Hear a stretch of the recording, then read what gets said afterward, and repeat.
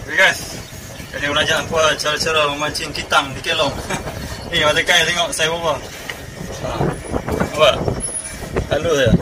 Kai halus. Lepas tu ikat terus ke leader. Lepas ni kita try mancing. Dapat tak dapat?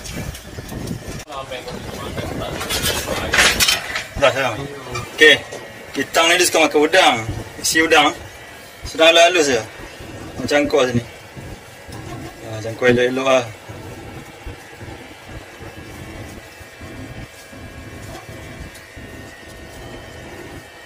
Okay, jom kita try kitang dan isi udang.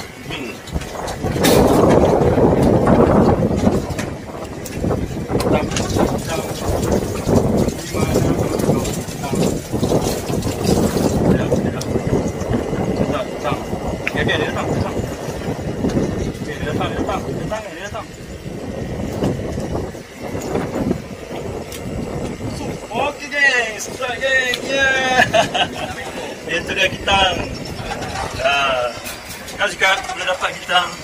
Okey. Itulah cara-cara dia tadi, cara memancing kitang di atas kelong. Tapi kecil-kecil lah, kalau ada besar apa dapat besar ah, kan. Okey, nak lepas ke nak makan pun suka apa. Okey.